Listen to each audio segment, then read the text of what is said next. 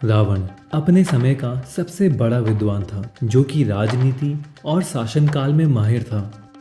रामायण में बताया गया है कि जब श्री राम के वार के बाद रावण अपनी मौत के करीब था और अपनी आखिरी सांसें ले रहा था, तब श्री राम ने लक्ष्मण को रावण के पास बैठने को कहा, ताकि वो रावण से राजपाट चलाने के लिए शासन ज्ञान और कूटनीतियों का वो ज्ञान ले सके जो उन्हें रावण जैसा सर्वज्ञानी ही दे सकता था।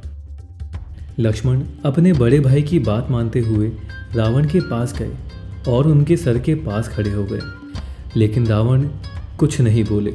तब श्री राम ने लक्ष्मण को रावण के पैरों की ओर खड़े रहने को कहा, क्योंकि जब भी हमें किसी से ज्ञान लेना हो तो हमारा स्थान उनके पैरों में होना चाहिए।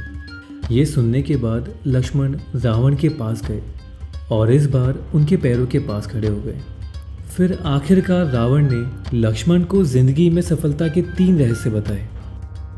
सबसे पहली बात जो रावण ने लक्ष्मण को बताई वो ये थी कि शुभ कार्य जितनी जल्दी हो उतनी जल्दी कर लेना चाहिए और अशुभ कार्य को जितना हो सके उतना टाल देना चाहिए। इससे ना ही हम खुद को बल्कि अपनों को भी नुकसान होने से बचा सकते हैं। रावण ने लक्ष्मण से कहा कि मैं श्री राम को पहचान नहीं सका और उनकी शरण में आने के शुभ काम में देरी करता रहा और उनसे लड़ने जैसा अशुभ काम करता रहा, जिससे मेरा ये हाल हुआ। अपने इस पाठ को रावण ने शुभस्य श्रीघम कहकर पूरा किया।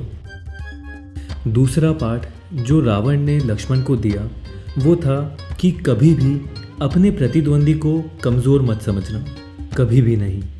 रावण ने कहा कि मैंने श्री राम और उनकी वानर सेना को कमज़ोर समझने की भूल की।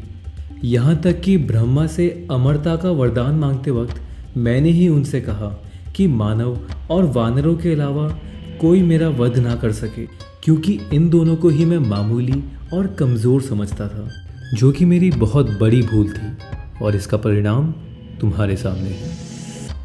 तीसरा और रावण का आखिरी पाठ ये था कि कभी भी अपनी लाइफ के सीक्रेट यानी कि अपनी ज़िंदगी के राज किसी को भी नहीं बताने चाहिए, किसी को भी नहीं। रावण ने कहा कि मेरी सबसे बड़ी भूल थी कि मेरी नाभि में अमृत होने का राज मैंने मेरे भाई विभीषण को बताया, जो कि मेरे अंत का कारण बना। इसीलिए चाहे कोई कितना भी प्रिय हो, अपने ज़िंदगी के राज किसी को भी मत बताना। रावण ने कहा कि उसको ये ज़िंदगी के सीख, ये ज्ञान अपने जीवन के कड़वे अनुभवों से मिला है, जो कि वो लक्ष्मण को दे रहा है। और इसी के साथ रावण ने अपनी आखिरी सांस ली और राम नाम लेके प्राण त्याग दिए।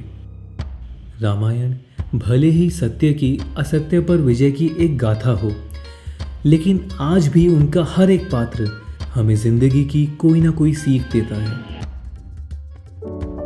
अगर आपको ये वीडियो अच्छा लगा हो तो प्लीज़ वीडियो को लाइक करिए और हमें नीचे कमेंट्स में बताइए। और